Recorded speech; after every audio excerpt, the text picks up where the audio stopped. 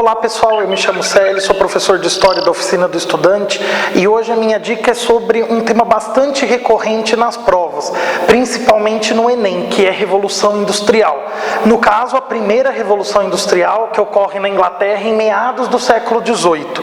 A data da Revolução é sempre controvertida, porque diferente dos processos políticos, como a francesa, a Revolução Francesa, que tem a queda da Bastilha, no caso da industrial é uma série de mudanças econômicas, sociais e políticas que vão acontecendo e que mudam o perfil de todo o país.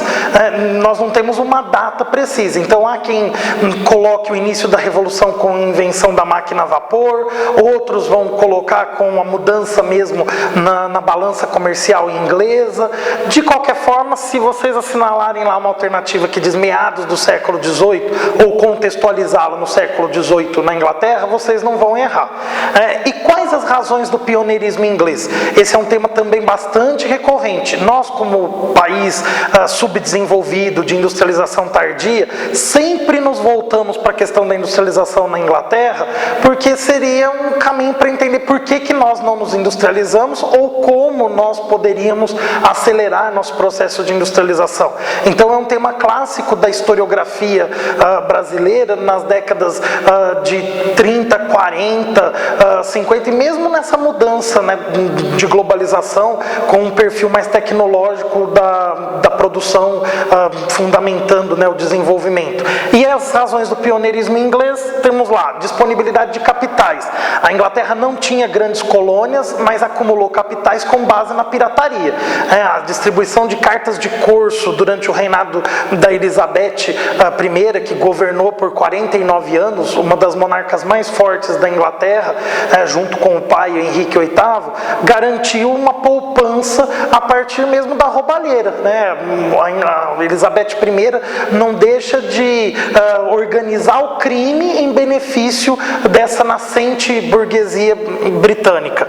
Disponibilidade de mão de obra com as leis de cercamentos. E cuidado, nós não temos uma lei só de cercamento, ou seja, não tem uma lei que defina o fim das terras comunais, são muitas as leis de cercamentos, para cada região inglesa, em cada período. O fato é que essas leis tiram muitas pessoas das terras, a gente tem a substituição dessas terras comunais por pastagens, criação de ovelhas, e essas pessoas vão para as cidades. Nas cidades, elas ficam sujeitas às leis de combate à vadiagem, que coíbe, que força essas pessoas a venderem sua mão de obra de maneira barata.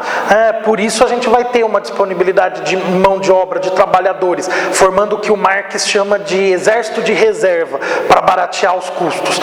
Além disso, a gente tem recursos naturais. Quais são os dois principais recursos da primeira revolução? Carvão e minério de ferro.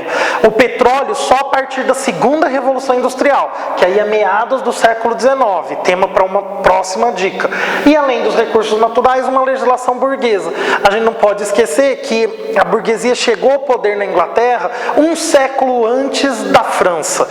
Enquanto a França vivia o auge do absolutismo com Luís XIV, a gente tem já um processo de substituição do absolutismo e do antigo regime na Inglaterra. No caso, com a Revolução Puritana, de 1640, e depois com a Revolução Gloriosa, de 1688.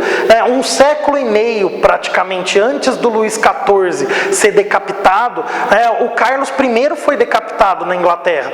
E o parlamento assume as rédeas do governo de maneira definitiva com o Bill of Rights, a Declaração dos Direitos, que é de 1688, 89, quando mudam a dinastia Stuart para a dinastia de Orange.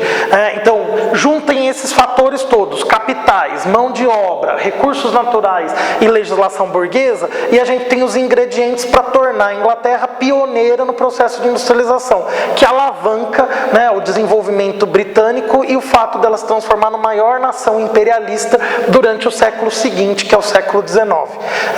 Até a próxima dica, bons estudos a todos.